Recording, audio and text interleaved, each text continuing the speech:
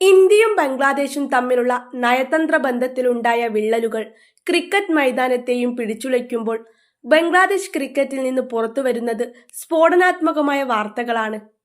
T20 ലോകകപ്പിൽ പങ്കെടുക്കുന്നതിനായി ഇന്ത്യയിലേക്ക് പോകില്ലെന്ന Bangladesh cricket ബോർഡിന്റെ കടുംപിടുത്തത്തിനെതിരെ സ്വന്തം താരങ്ങൾ തന്നെ രംഗത്തെത്തിയിരിക്കുന്നു. രാഷ്ട്രീയ പകപോക്കലിന് തങ്ങളെ ബലിയാടാക്കരുതെന്നാവശ്യപ്പെട്ട് ബംഗ്ലാദേശ് സൂപ്പർ താരം നജ്മുൾ ഹുസൈൻ ഷാൻഡോ ബോർഡിനെതിരെ തുറന്നടിച്ചു. വേദി മാറ്റമില്ലാതെ ലോകകപ്പിൽ പങ്കെടുക്കില്ലെന്ന BCBയുടെ നിലപാട് താരങ്ങളെ മാനസികമായി തകർത്തുവെന്നും ICC അനാവശ്യ സമ്മർദ്ദം ചെലുത്തുകയാണെന്നും ഷാൻഡോ ആരോപിക്കുന്നു. ഇതിനിടെ ബംഗ്ലാദേശ് പിന്മാറിയാൽ പകരക്കാരായി സ്കോട്ട്ലൻഡിനെ ഉൾപ്പെടുത്താൻ ICC നീക്കം തുടങ്ങിയതായും റിപ്പോർട്ടുകളുണ്ട്.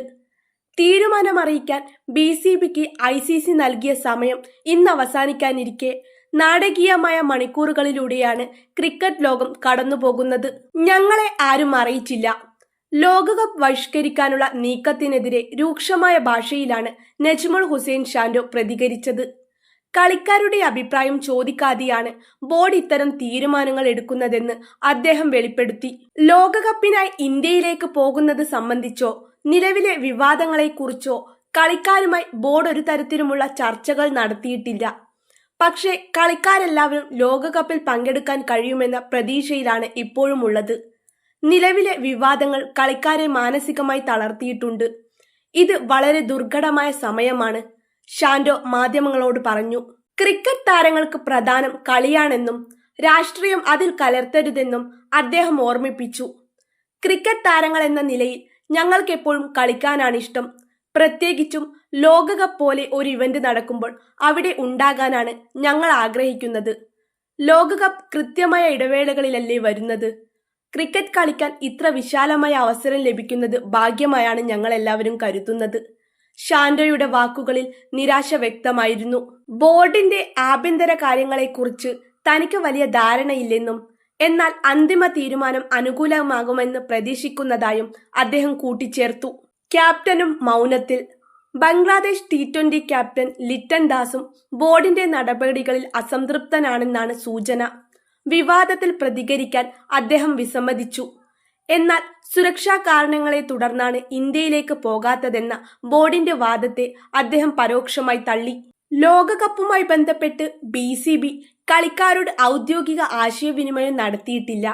സുരക്ഷാ കാരണങ്ങളെക്കുറിച്ച് കളിക്കാരുടെ അഭിപ്രായം തേടിയിട്ടില്ല എന്ന് ലിറ്റൻ ദാസ് പറഞ്ഞത് ബോർഡിനെ വെട്ടിലാക്കിയിരിക്കുകയാണ്. താരങ്ങൾക്ക് ഇന്ത്യയിൽ കളിക്കാൻ ഭയമില്ലെന്നും ബോർഡിന്റെ ഈഗോയാണ് പ്രശ്നമെന്നുമാണ് ഇതിൽ നിന്നും വ്യക്തമാകുന്നത്.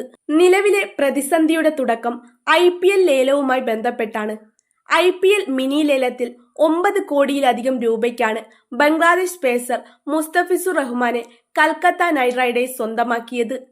എന്നാൽ ഇരു രാജ്യങ്ങളും തമ്മിലുള്ള ബന്ധം വഷളായതോടെ മുസ്തഫിസുറിനെ റിലീസ് ചെയ്യാൻ BCCI KKRന് കർശന നിർദ്ദേശം നൽകി. ഇത് ബംഗ്ലാദേശ് ക്രിക്കറ്റ് ബോർഡിനെ ചൊടിപ്പിച്ചു. ഇതിന് മറുപടിയായാണ് ലോകകപ്പിൽ പങ്കെടുക്കില്ലെന്ന ഭീഷണി അവർ മുഴക്കിയത്. ബംഗ്ലാദേശിന്റെ മത്സരങ്ങൾ ഇന്ത്യയിൽ നിന്ന് ശ്രീലങ്കയിലേക്ക് മാറ്റണമെന്നാവശ്യപ്പെട്ട് അവർ ICCIക്ക് കത്തയച്ചു. എന്നാൽ ഈ ആവശ്യം ICC നിരാകരിച്ചു. ബംഗ്ലാദേശ് ബോർഡിന്റെ ഭീഷണികൾക്ക് വഴങ്ങേണ്ടതില്ലെന്ന നിലപാടിലാണ് ICC.